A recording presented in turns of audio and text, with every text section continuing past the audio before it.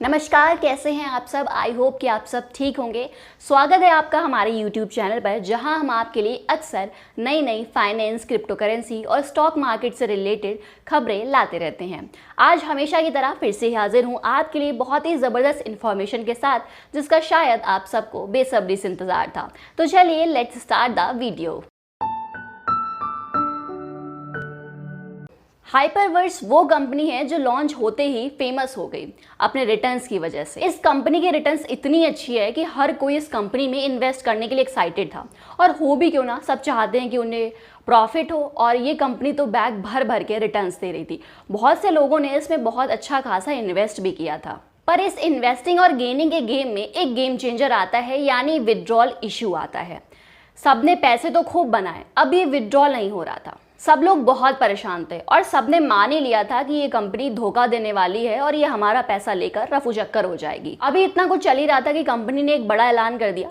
Company announce करती है कि विड्रॉल प्रोसेस जल्दी शुरू होगा। ये अनाउंसमेंट यकीनन बहुत ही रिलीफ देने वाली थी। जहां हर तरफ गुस्सा और टेंशन था, इस विड्रॉल की खबर के बाद इन्वेस्टर्स को यूं कहें तो जान में जान आ गई। पर क्या ऐसा होगा? क्या आप सबका पैसा विड्रॉल हो पाएगा? ये तो मैं नहीं जानती, पर आप चिंता ना करें, इस वीडियो के बाद हम लोग इस चीज़ को फिगर आउट कर लेंगे।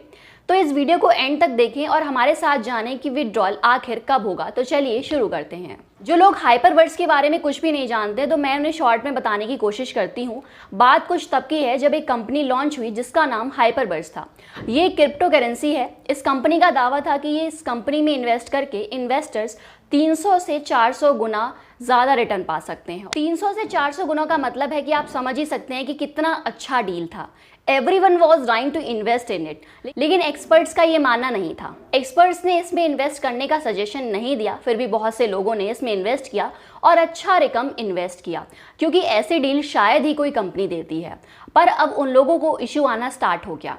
जब भी वे अपने पैसों को विड्रॉल करने की कोशिश कर रहे थे तो विड्रॉल नहीं हो पा रहा था और विड्रॉल पेंडिंग में चला जा रहा था। यही वो मेजर इशू है जो हाइपरवर्स के इन्वेस्टर्स को आ रही है, और इस वजह से हाइपरवर्स के इन्वेस्टर बहुत ही परेशान हैं। और तो और हमने कुछ वीक्स पहले ये भी सुना कि हाइपरवर्स कंपनी ने अपनी कंपनी का नाम ही बदल दिया। मतलब कि ब्रदर्स, अब हाइपरवर्स नहीं रहा है, अब ये हाइपर नेशन बन चुका है। ये कंपनी करना क्या चाहती है ये तो मेरी समझ से बाहर है। जहां इसे विड्रॉल इश्यू को ठीक करना चाहिए था, वहीं ये अपने नाम बदलने में लगी है। पता नहीं इस कंपनी को इस इशू को ठीक करने में कितना टाइम लगेगा।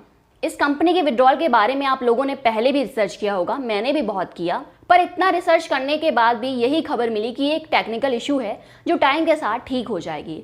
यहाँ तक कि एक फेमस पर्सनालिटी जिनका नाम कल्पेश पटेल है, उन्होंने तो एक शॉर्ट वीडियो बनाते हुए कहा कि इन्वेस्टर्स को पेशेंस रखना चाहिए, क्योंकि ये एक टेक्निकल इशू से ज़्यादा कुछ नहीं है। पर बात ये है कि कितना पेशेंस रखना होगा। टाइम जैसे जैसे बीतता जा रहा है, इन्वेस्टर्स का पेशेंस भी टूट रहा है। ये लोग बिजनेस कर रहे हैं, कोई मजाक नहीं है, और बहुत से लोग इनके बिजनेस से जुड़े हैं, तो they should take care of them. एक जगह तो मैंने पढ़ा था कि जो विड्रॉल है वो 27 जुलाई से शुरू हो गया है। और तो और मैंने कई सारी वीडियोस भी देखी यूट्यूब पे कि विड्रॉल होना शुरू हो चुका है, और ये कंपनी ना ही फ्रॉड है और ना ही कोई स्कैम करके भागने वाली है। बट क्या ये सच में ऐसा है कि ये कंपनी कोई फ्रॉड नहीं है? अगर नहीं है तो पहली बात तो ये समझ में नहीं आती कि इसने इस हार्ड टाइम में कस्टमर सपोर्ट क्यों नहीं अवेलेबल करवाया।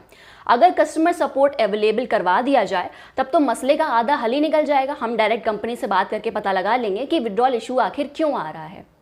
अगर कंपनी कस्टमर सपोर्ट दे दे तो ये बेस्ट तरीका होगा सबको गलत साबित करने का कि ये मेरी कंपनी फ्रॉड कंपनी नहीं है और ये एक मॉडर्न टाइम स्कैम नहीं है। पर ऐसे मुश्किल के समय में कंपनी बिल्कुल साइलेंट मोड में है, जो बिल्कुल गलत है। ऐसे में इन्वेस्टर्स का भरोसा भी टूट रहा है। थोड़ा और रिसर्च करने पे मुझे ये पता चला, जैसे सुनकर आपको अच्छा लगेगा, कि हाइपरवर्स ने कहा है कि उनका बिजनेस बहुत अच्छे तरीके से चल रहा है और कंपनी में अभी फिल्ट्रेशन की प्रोसेस चल रही है, ताकि जो प्रॉब्लम क्रिएट कर रही है या फिर जो फ्यूचर में प्रॉब्लम क्रिएट कर सकती है उसे एलिमिनेट किया जा सके।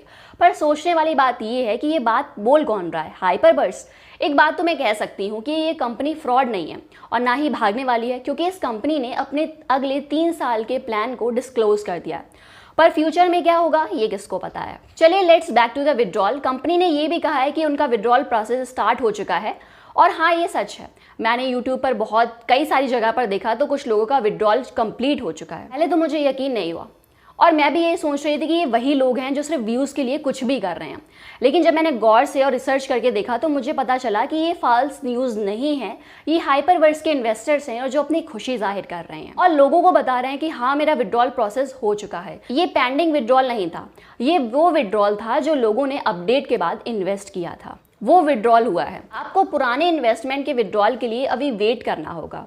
अब जब न्यू अपडेट आएगा तो शायद 2 महीने के अंदर सब कुछ ठीक हो जाएगा और 2 महीने के आसपास इन सब चीज़ों को स्मूथली चलने में समय लगेगा।